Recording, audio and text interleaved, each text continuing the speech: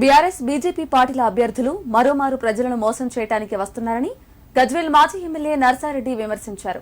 సిద్దిపేట జిల్లా గజ్వేల్ పట్టణంలో ఆయన నివాసంలో మర్కుక్ మండలం యూసుఫ్ ఖాన్ పల్లి, ఆర్&ఆర్ కాలనీ, సింగారం గ్రామాల్లోని వివిధ పార్టీలకు చెందిన సుమారు 150 మంది నాయకులు నర్సారెడ్డి సమక్షంలో కాంగ్రెస్ పార్టీలో చేరారు.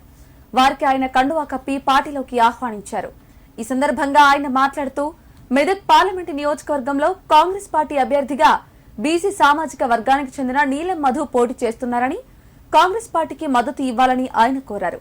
ఈ కార్యక్రమంలో పట్టణ అధ్యక్షుడు రాజు, సర్పంచ్ నిమ్మ రంగారెడ్డి, వర్గల్ మాజీ ఎంపీపీ మోహన్ పాల్గొన్నారు.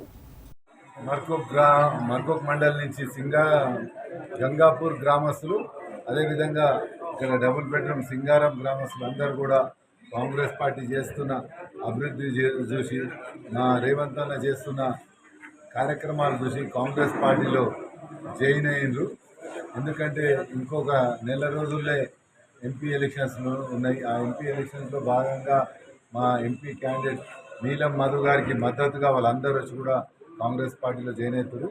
వాళ్ళతో పాటు కూడా ఇంకా వివిధ గ్రామాల నుంచి కార్యకర్తల అందరినీ కూడా నాయకులను కాంగ్రెస్ పార్టీలో జాయిన్ అయ్యి కాంగ్రెస్ పార్టీ చేసే అభివృద్ధి కార్యక్రమంలో పాలు పంచుకునే విధంగా ఈ గజ్వేల్ నుంచి పెద్ద ఎత్తున కాంగ్రెస్ పార్టీలో జాయిన్ కావాలని మేము ఆహ్వానిస్తున్నాము.